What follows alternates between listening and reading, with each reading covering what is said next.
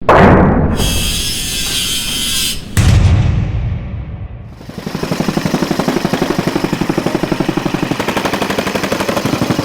yeah, oh wow. Hey everybody, I'm at the World of Concrete trade show. We're at the Milwaukee booth. I'm with Brandon, the product manager of the MX 70 kg rammer.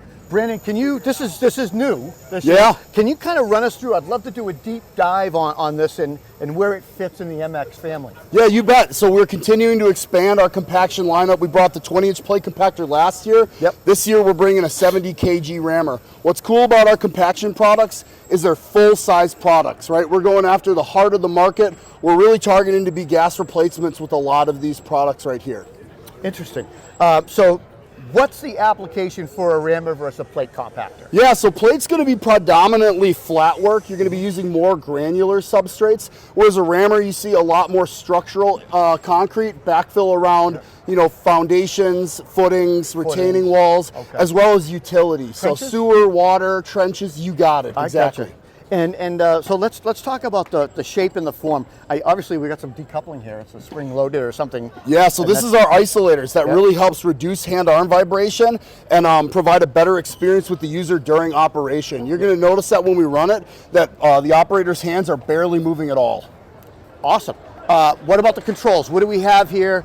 What can we, let's bring the camera right around, Scott. What can you can tell me about some of these controls. On, off. Yeah, so the cool thing about this product obviously is no engine. So that means no choking, no priming, no pulling, right? Also no emissions. That's a big deal with this product because these are often used in confined spaces and down in trenches or even indoors. And so because we don't have an engine, because we don't have the controls down on the side, we can mount everything up on the handlebar right in front of the user. So you've got fast and slow. And fast, you're going to be the most productive rammer on the market, the highest travel speed. But it's important to note that that travel speed does not come at the sacrifice of compaction. We're still delivering the same compaction you'd expect from a 70 kg rammer, a gas rammer. So if you're used to doing 3 passes with your gas rammer to get the compaction that you need, you only need to do 3 with our rammer. We just get the job done much quicker. And then MX fuel button. Power. Yep. So that arms it. Once it's armed, it's automatically off and it'll automatically start in fast. In slow, you're going to get greater maneuverability when you get to the end of a trench and better for spot compaction where you don't want it to go. So if I press this, that powers up the tool, right? Yep, you're powered on right now. And then all you have to do is hit on. Yep. The other cool thing about these controls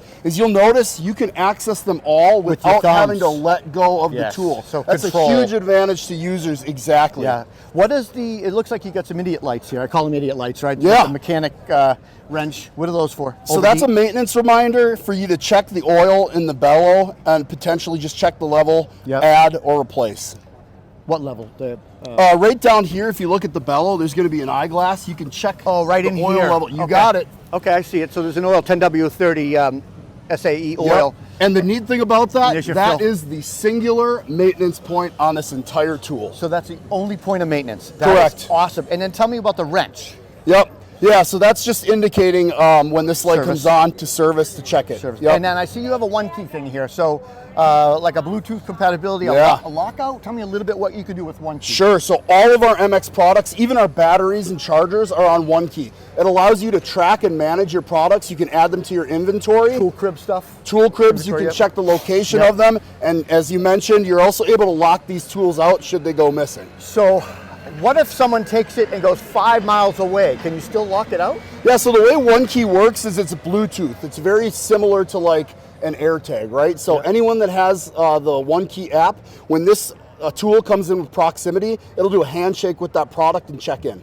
No kidding. So we can lock it out. Right. What's the price and availability on this? Yeah, so this will be available same time as the pump. So summer of 2024, we're targeting around July.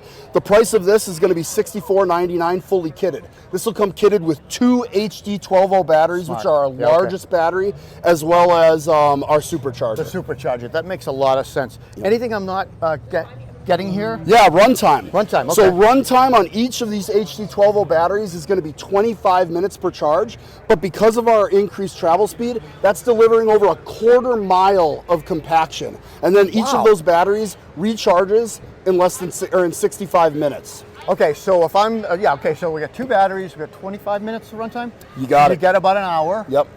So There could be some downtime though. I mean, if you were using it continuously, Yeah. you want to be charging as you're using, right? Yep, Or- exactly. Yeah. The neat thing about these compaction products is generally we see them often operated 5, maybe 10 minutes at a time. Right. Then you set them aside, you do a lift, you do some form work, maybe some grading. Yeah. That amount of downtime in a majority of applications can usually catch up. allows users to that makes recharge that sense. second battery. The 2 times that we might be challenged where you're going to need a couple extra batteries or chargers, really long linear feet, like long foundation or pipeline runs where there's continuous backfill, or really large square footage areas as well. No, that makes a lot of sense. You do 6-inch lifts or something, and then you compact it, you lift it, got compact it, lift. So it's sitting while Yep. you're doing the other stuff. So Brandon, is there anything else that you'd like to tell me about this? Yeah, you bet. We actually have a really neat safety feature built into this product. So as you're operating in trenches, there can be sometimes difficulty controlling these units, keeping them up.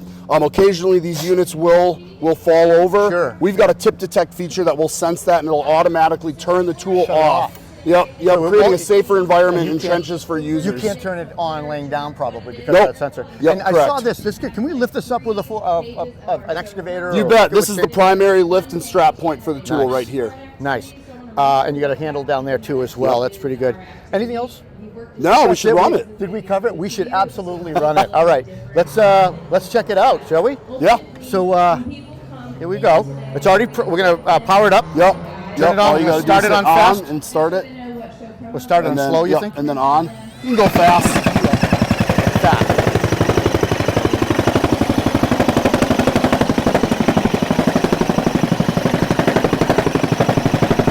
Try to get down way down below. You get a low angle of it coming at you.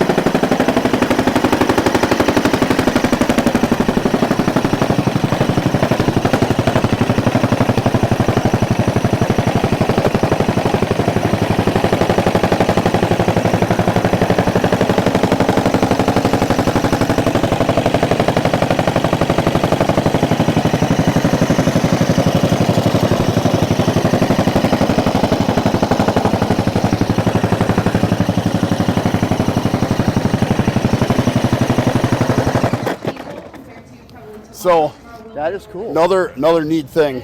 So you can tell this tool is incredibly stable. It's very well balanced. Yeah, it really So doesn't. actually- It doesn't beat you up. Yeah, here, check this out.